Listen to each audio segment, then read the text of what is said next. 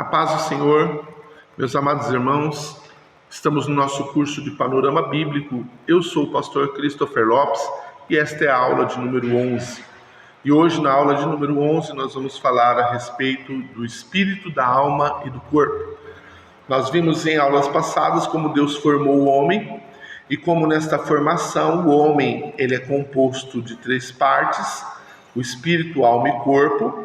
E agora nós veremos individualmente como cada uma dessas partes interage entre si. Nós temos 3 palavras gregas na Bíblia para traduzir a palavra vida. Nós temos, em primeiro lugar, em Lucas 8, verso 14, a palavra bios, quando ele fala dos cuidados, riquezas e deleites da vida. Então, nós temos aqui a palavra bios, no grego, que fala de uma vida carnal e uma vida temporal. Uma vida que se ocupa apenas das coisas naturais e dá esse sentido de uma vida temporária, breve e passageira. Nós temos ainda em João capítulo 10, no verso de número 10 e 11, 2 palavras gregas aqui para a vida, né? Em João 10, todos conhecem, né? O ladrão vem para matar, roubar e destruir. Eu vim para que tenham vida e a tenham em abundância. E em seguida ele diz, eu sou o bom pastor e o bom pastor dá a sua vida pelas ovelhas. Então, a primeira parte aqui, quando ele fala de vida, vim para que tenham vida e vida em abundância, ele está falando da palavra zoé, que é a palavra vida de Deus, traduzida por vida espiritual, vida de Deus, qualidade de vida divina, tá? E tem, ao contrário da bios, agora o entendimento não de uma vida breve e passageira, mas uma vida eterna e uma vida que não se extingue.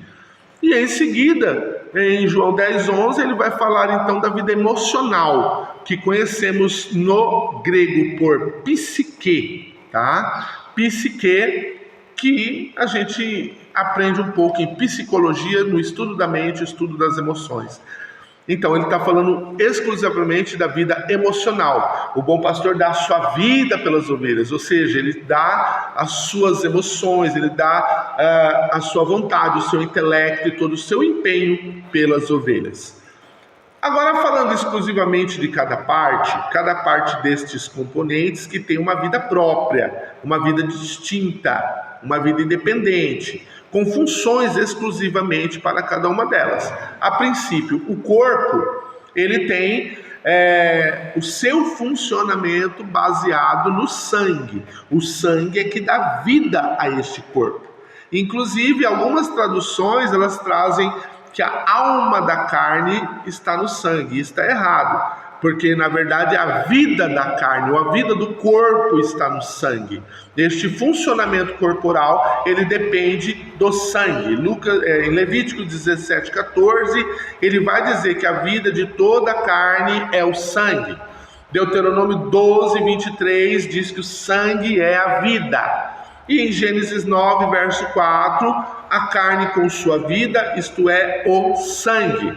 Então, a carne ou corpo, ele tem uma vida própria. Veja, se uma pessoa se ferir, se machucar e ela perder sangue, caso ela não seja socorrida, ela vai morrer. E morre porque o corpo acabou? Não, ela morre porque o que dava vida ao corpo, isto é, o sangue, se foi.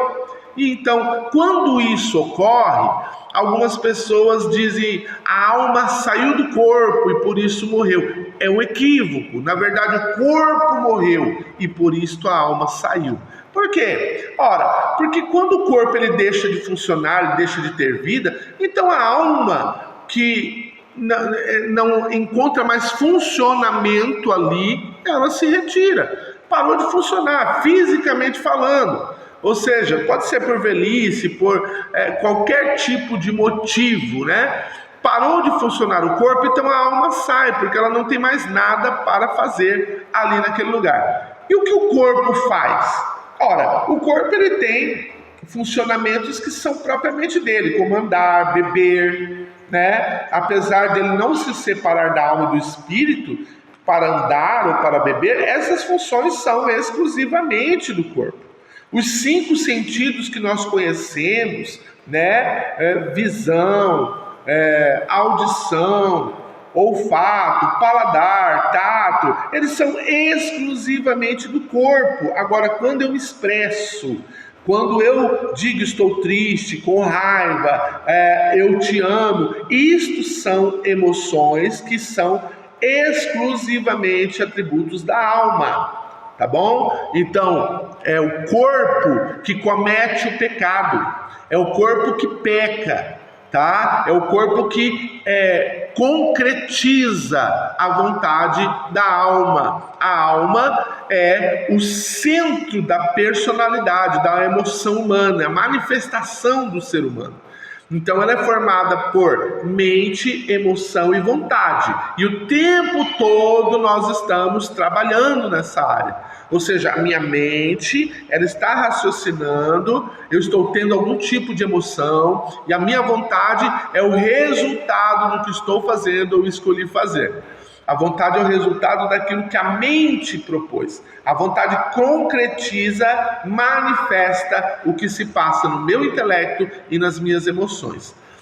Por isso, queridos, que com a nossa alma é impossível compreender as coisas de Deus, compreender o mundo espiritual, porque a mente, ela exige que se explique, que ela veja, que ela possa compreender, para que então ela possa crer. Tá? A minha alma, ela é o centro da comunicação com os meus semelhantes, porque é nesta comunicação que vem ou a amizade ou a inimizade. A minha alma é a manifestação de como eu sou, que não tem nada a ver com o corpo e com o espírito. Tá? Por isso que eu disse em aulas passadas que Deus, ele não troca a personalidade, ele não muda a personalidade, Deus não altera a personalidade, porque a personalidade é exatamente o que eu sou. Tá? Então, quando eu vou para um lugar tranquilo e digo que o que me alegra traz paz para a minha alma, ou quando eu digo que eu não gosto de tal lugar, o corpo e o espírito não tem nada a ver com isso. É a minha manifestação, meu sentimento, a minha emoção, é a minha alma que na verdade está se manifestando acerca disso. A alma também, ela tem o seu centro pessoal, ela age e ela vive no intelecto, na mente, nas emoções e na vontade. É exatamente na alma que reside o que nós chamamos de livre-arbítrio. A nossa vontade, ela é soberana. Ela pode ser influenciada pelo corpo ou pelo espírito, mas é soberana. Quando eu decido, está decidido, tá? A alma e o corpo, eles são muito interligados, como eu falei. Os sentidos, como visão, audição, olfato, paladar, tato, eles são as janelas da alma. São os 5 sentidos que levam informações para dentro das minhas emoções. Vejo, ouço, então a minha personalidade, ela vai reagir de acordo com isso. Então podemos dizer, afirmar que nós somos resultado daquilo que nós vemos e daquilo que nós ouvimos. E é por isso que eu preciso selecionar o que eu ouço e o que eu vejo. Porque a partir disto é que eu vou ser treinado tanto para o bem quanto para o mal. Tanto para ficar feliz quanto para ficar triste. Em tempos de redes sociais, da internet operando e as pessoas interligadas nesse mundo virtual, não é comum você ver tanto aumento na área das doenças psíquicas, né? Psicossomáticas, porque mexe exatamente com as nossas emoções, porque nós vemos e ouvimos, e aí somos direcionados, treinados a partir dessas coisas. Por isso que Jesus falou, se os teus olhos forem bons, todo o teu corpo terá luz. Mas se os teus olhos forem maus, todo o teu corpo estará em trevas. E quão grandes serão essas trevas? Então precisamos mudar aquilo que estamos ouvindo e aquilo que estamos vendo, para que a nossa alma seja treinada para coisas melhores, tá? Se a alma influencia o corpo também influencia a alma. Há um intercâmbio muito grande entre alma e corpo.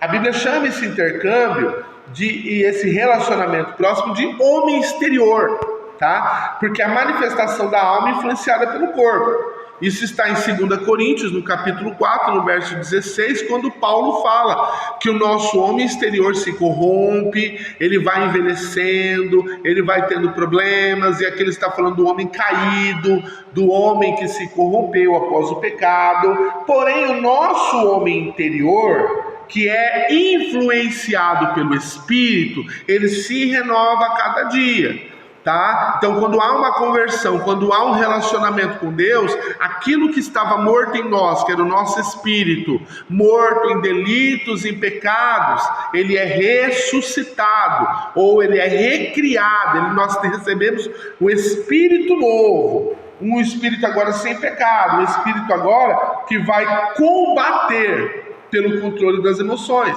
Por isso que nós vemos mais à frente que há uma luta, uma guerra entre a carne e o espírito pelo controle da alma. Porque aí quem levar o controle vai poder direcionar para onde mais lhe agrada. Por isso a Bíblia diz que o espírito e o corpo, eles se opõem, tá? Eles são antagônicos. O que um deseja, o outro não deseja. E vice-versa. A alma, quando ela influencia o corpo, então esse corpo ele vai se preocupar apenas com o natural, ele vai se preocupar apenas com o passageiro, ele vai se preocupar apenas com o momento, tá? Recebendo informações através do corpo, a alma reage com o mundo natural, para com os nossos semelhantes. Já o espírito, ele age e reage com as coisas espirituais. Nesse caso, a função do espírito é fazer a nossa conexão com o mundo espiritual, a nossa ligação com o eterno. A Bíblia define e chama então homem natural de corpo mais alma e homem espiritual de espírito mais alma. Então, quem controlar vai definir se você é um homem natural ou um homem espiritual. E quando eu digo homem aqui, compreenda que eu estou falando do ser humano, tá bom? O homem natural, ele não entende as coisas do espírito, porque com a alma e o corpo não é possível entendermos coisas de Deus, tá? Agora, o homem espiritual, ele discerne e não é discernido por ninguém. Ele discerne todas as coisas. Mas ele é um homem espiritual porque ele tem uma conectividade com esse mundo espiritual. O seu espírito foi recriado. E quando ele é recriado, ele consegue perceber o mundo espiritual. Com o nosso espírito recriado, a nossa alma volta àquela condição original criada por Deus. Quando Deus cria o Adão perfeito, o Adão que não havia se corrompido, este Adão ele tinha esta conexão com o mundo espiritual. E esta conexão não era influenciada pela carne, porque a sua carne não havia sido corrompida, porque ele ainda não conhecia o bem e o mal. Então não havia uma disputa, uma guerra. O controle ali era absoluto do espírito. Por isso esse homem era perfeito. Por isso esse homem não se corrompia. Porém, quando o homem se corrompe, aquele espírito adormece, aquele espírito morre, se separa, se distancia do controle das emoções. Por isso, quando Deus nos encontra, quando nós encontramos com Deus, esse espírito ele é ressuscitado, ele é recriado, e a partir disso há uma mudança de padrão da alma para tudo que Deus programou, chamado de santificação. A santificação, então, é a transferência da vida de Cristo, do padrão da palavra de Deus para a minha própria vida. Por isso nós mudamos. Por isso Paulo, ele vai nos ensinar em Gálatas, no capítulo de número 2 e no verso de número 20, Paulo, ele vai dizer assim: já não vivo mais eu, mas o Cristo vive em mim. Tá? Porque a vida que eu vivo agora na carne, eu vivo pela fé no Filho de Deus, que me amou e se entregou por si mesmo a mim. Amém? Então, até a próxima aula. Não esqueça de se inscrever no nosso canal, compartilhar esse vídeo, ativar as notificações para você continuar fazendo esse curso tão maravilhoso, o curso de Panorama Bíblico. Amém? Então, hoje nós ficamos com esse ensino, onde há 3 manifestações da vida: a vida no corpo, a chamada bios, a vida na alma, a psique, e a vida no espírito, o zoé. Amém? Fiquem na paz do Senhor, que Deus os abençoe, em nome do Senhor Jesus.